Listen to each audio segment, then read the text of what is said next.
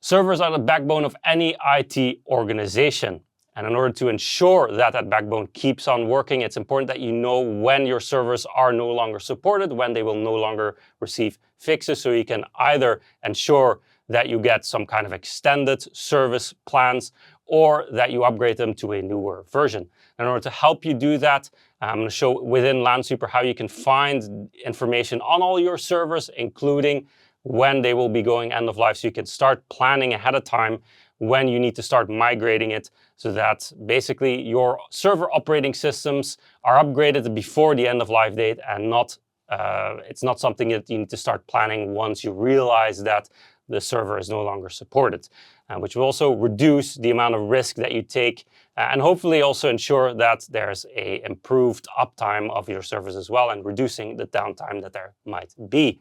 So let's head into Lansweeper and take a look at how we can do that. Here within Lansweeper, we're on the operating system lifecycle view, where we get an overview of all of the different operating systems within our environment, including the information on what kind of current stage, lifecycle stage it's in, when those dates are, and additional information on when end of life is, when end of support is, etc. Obviously, at the moment, we're interested in Windows servers. Now you can search within this. You could go through the list, but we also allow you to customize this view in any way, including adding additional columns or filtering it. Now, what I've done for this demo, I've already created a custom view specifically filtered for Windows Server. This will give me an overview of all the Windows Server editions and versions that I have within my environment, which are quite a few, and also gives me the similar information. Again, I can see here which ones are end of support, which ones are end of life, and which ones are still fine. Now, I have quite a large number that are still fine, but also quite a number of other entries here that are either end of support or end of life.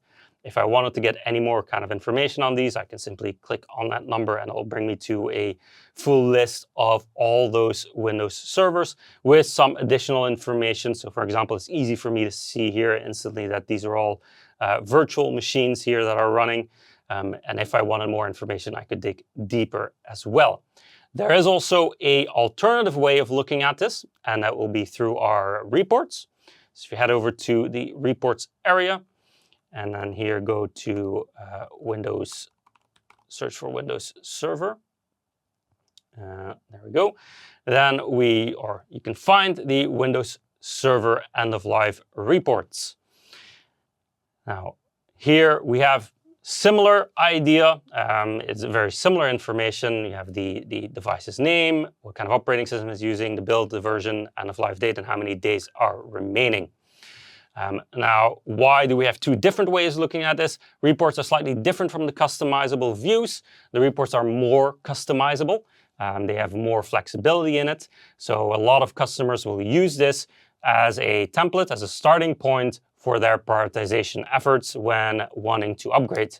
So you can duplicate this, add additional fields like what kind of environment they're in, even what OU they're in when it comes to Active Directory, what kind of physical location they're in, etc. So that's basically any other data point that Lansweeper retrieves. You can throw into this report. You can use that to get a prioritized list of servers that you want to upgrade first or that need to be upgraded first. And you can do additional things if you want to create extra reports for, this is my first priority, second, third, etc. It gives you more flexibility and the flexibility that you need in order to start better planning your lifecycle management. Now, aside from that, if you want more information, as I mentioned, you can simply click on any of these devices, any of these servers, and I'll give you more information on the device itself.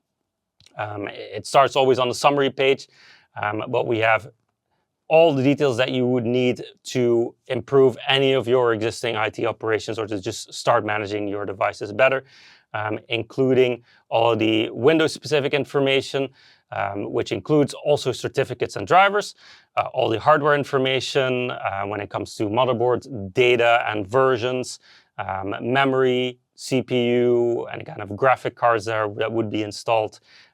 Similar information also for network, where we give you an overview of all the network interfaces and their specific configurations, and much, much more.